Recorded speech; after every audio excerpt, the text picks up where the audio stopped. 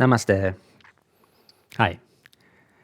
As a yoga teacher, a practitioner, and a proponent of traditional Hatha yoga method, I'm quite concerned about the state of the modern practice. In this time of our lives where access to information is easy, as if yoga is depicted as intense physical manipulation, almost like contortion already. Don't get me wrong, I do them. I teach some of them because they're fun, really. But what is taken for granted or not discussed out there because of our nature to always step ahead of the line, so to speak. When you watch those 30 seconds tutorials about postures, and most of them are very complex, yeah. In the future, this may lead to problems. Why? Yeah. People are drawn to complexity. Yeah. And then people who are quite physically able to do them, yeah, will be able to do them. Okay. But without the preparation, without the drills, without the many years of hard work, the essence could be lost. And this could lead to injuries, irreparable physical damage. What do I mean by that? Okay. Behind what you see there, behind a posture, for example, Ekapada Sirsasana, or where the legs are resting behind the neck.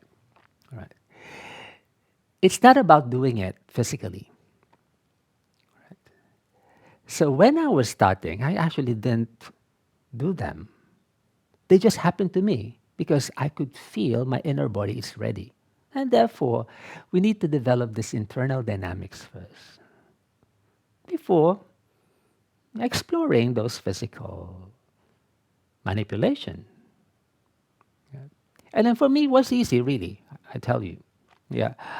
Because I know I have the inner strength. I know how to move my inner body distinctively for me to be able to do those positions. So for me, it wasn't really an accomplishment. For me, it's just like a byproduct of what happened to me internally in the first place. Right? So, how did I develop the internal system for me to accomplish those physical advancements? Well, you may call it advancements because they're complex. Okay? Foundation. Yeah. Back then, I would try and hold this position long for longer durations as I do my pranayama techniques. I focus on mobility. Yeah, really, those sitting postures and then flowing in between them. Yeah, jumping up and down, those things. Yeah, forward bends. Yeah, this position, the Paschimottanasana. I spend many hours doing this, of course, breaking the technique, yeah, by doing some stretching here and there. Yeah, I did plenty of, for example, yeah, lower back stretches like this, and I teach this a lot in my classes. Those mobility twisting, yeah, those shaking of the joints, yeah. In downward dog, yeah, I would, yeah, add on some mobility exercises while in the downward dog. This one, I do lots of this up and down, shaking of the joints up and down there, that, and then developing the strength of the core by doing, for example, this one, and I will hold this, and to the point that it becomes light, fitting the legs through. Yeah, sitting binding twist. Yeah, wide leg forward bends, those things. Yeah. And then working on the dynamics of the breath through breathing exercises. I did that for years, really. I wasn't looking. That's my learning discipline. When I'm learning, I learn from within. So yes, I have the background of the yoga, but I don't supplement whatever I know inherently by adding things I see on the internet. Because that could be distracting. Focus on your strength, what you currently have. If you have a yoga teacher, just listen to your teacher. Yeah, and limit your time browsing outside. Because when you look outside, oh, they can do that already. They can stand on their hands. Why am I still doing the basic? No, it's not. Yes, stay. Yeah, because the foundational techniques shall develop you internally. And then when the internal body is ready, you know what? One day you'll just find yourself standing on your hand, standing on your head, doing those complicated positions because your inner body will lead you. And it's easy. You won't consider them as big accomplishments because what you've developed deep within you is far deeper than what the eyes can see.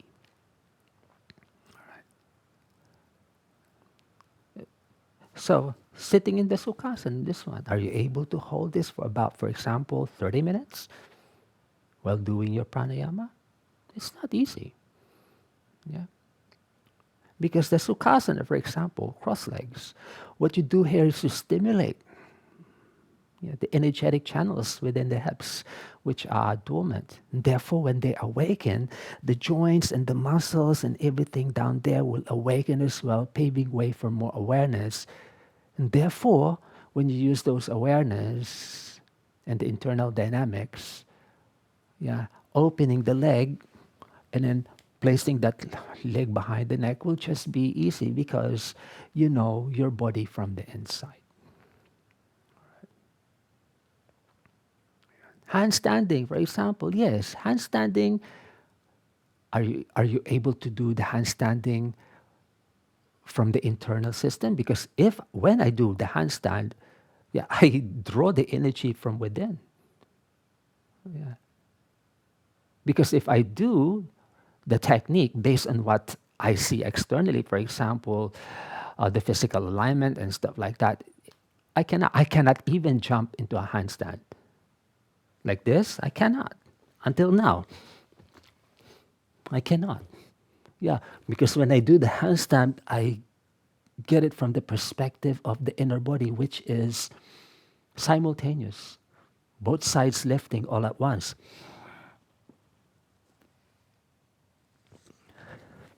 Yeah, you know what I'm pointing at. Yeah, when the inner body awakens, the body moves as one unit because one is dependent to the other. Your right is dependent on your left. Your left is dependent on your right, so to speak. The danger is that if you learn it externally, you might miss the opportunity of that internal system because your inner body will get confused. Your brain will get confused because it's really the working of the inner systems of the brain and the lower subtle entities of the body.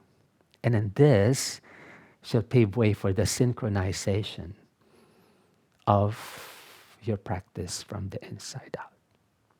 And therefore, for example, you sit in the Sukhasana.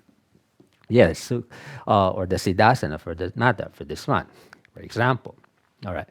If you're doing the Siddhasana, yes, this is quite physically manageable or attainable, especially if you are supple. But when I do the Siddhasana, feel it from the inside. Because right away, if I do the technique, the inner body adjusts itself. So I am able to arrive at this position without me thinking about the ankles, the knees, and stuff like that. Yeah, because if I do the Siddhasana, for example, this one, so I will focus on the hinging of the inner sockets of my hips, and I focus on the internal system, yeah, the transverse abdominals working it for me, yeah, those things, and then also the breath, and then I'll just find myself like this. I didn't even think about positioning my body in distinctive, yeah, actions. I access it from the inside. Everything that I do is coming from the inside. And then when I look at my structure externally, oh, I arrived at this position already. Yeah. As opposed to, for example, setting it up in a way that you this, the knees go there, and the inner thighs go somewhere. And no, I just cross the legs, but I slide through because I know where to stimulate that part, and the body just performs it almost spontaneously. Yes. And then that is referred to as Kriyavati, so to speak. The body will just arrange itself spontaneously because the inner body directs the movement rather than the outer body directs the inner body. Right? So, how do we develop this internal awareness? Foundation, foundation, foundation, foundation, foundation.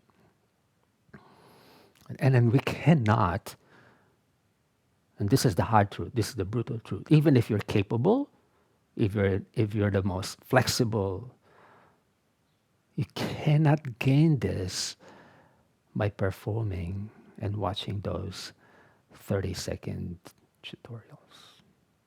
Hard work, years of preparation and understanding of the inner body from the inside, yeah, is the only way. And that is gained through the guidance of an actual teacher. Yeah, looking at you and assessing you throughout your journey. But if you have or you don't have a teacher, that's also possible. That's how I develop. But I have the foundation from my other teachers. I just reinforce that, yeah, by applying what I already know, I gain from them and bless them. Yeah, they're my pillars. But that awareness they ingrained in me, I developed it by focusing and focusing and focusing and not looking somewhere else for validation. I'll see you in the next one. Namaste. Bye bye.